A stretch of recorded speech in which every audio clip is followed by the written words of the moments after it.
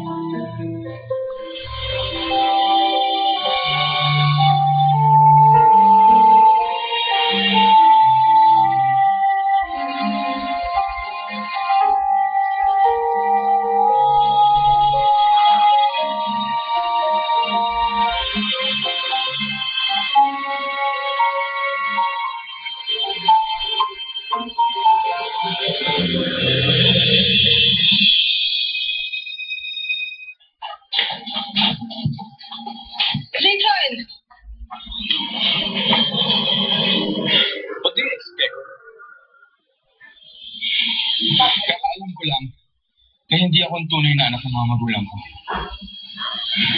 Ikaw, kung ayaw mo na rin ako maging boyfriend, fine. Sabihin mo lang.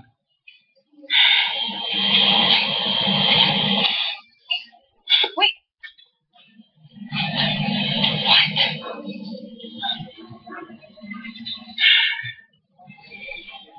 Sinabi sa akin ni Mama na siya hindi nakikit sa'yo ng isang araw.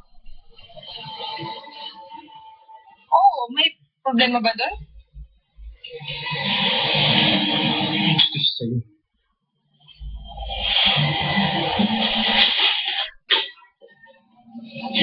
Sinabi niya yun? O ngayon? Jason, wala kami ginagawang masama. Yung mama mo, walang ginawa kundi alagaan ka, mahalin ka, tapos nagkakaganya ka ngayon?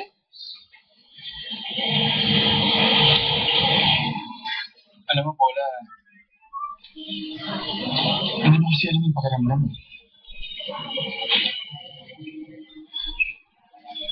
Hindi mo alam yung pakiramdam na pinagsinungalingan ka ng mga magulang mo at hililala mo buong buhay mo.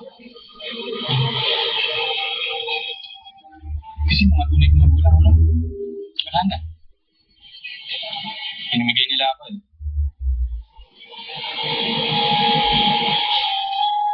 Kaya hindi ko na sila inaasahan.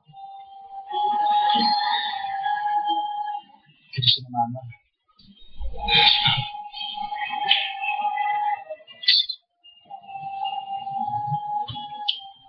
Sinunod siya sa akin.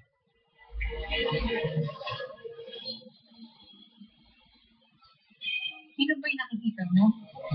Ha? Yung pagbumahan nila sa'yo, baliwala na lang yun? Jason, yung papa mo nagtitiis sa ibang bansa. Malayo sa mama mo para may tagugin yung pamilya niyo.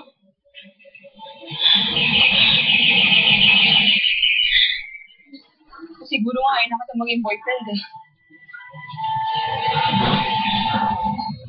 Ayoko na maging girlfriend ng isang taong nabubulagan ng sarili niyang galit. Na hindi nakikita yung pagmamahal ng mga tao nakapaligid sa kanya.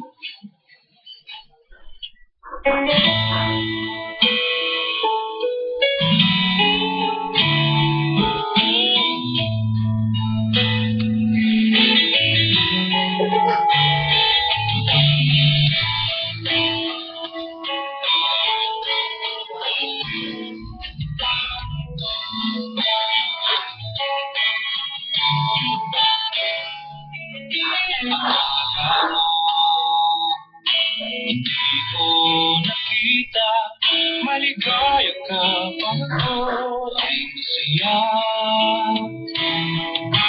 Akala mo, hindi ko naisip na kasama ko sa iyong panaginip.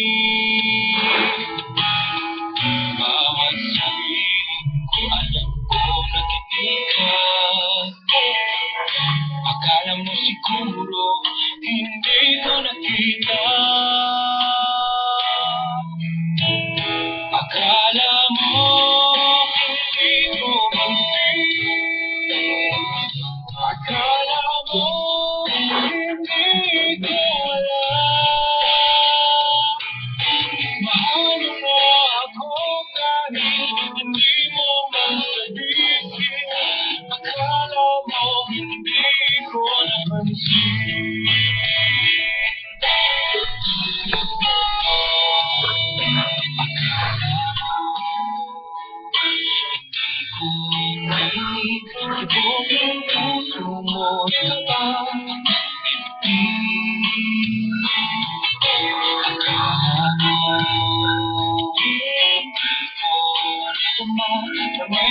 kasama ko sa tuwing siya.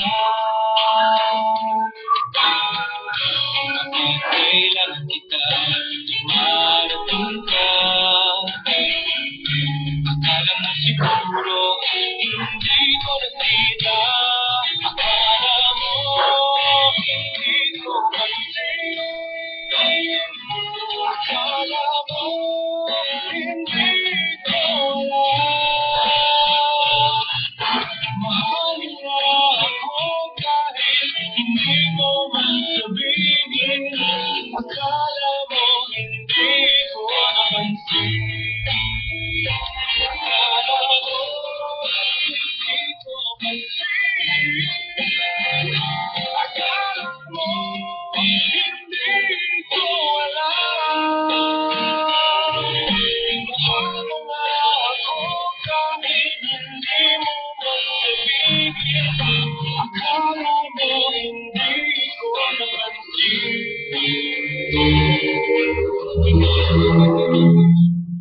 Akala mo gano'n lang yun. Alam ko yun kahit noon. Akala mo hindi ko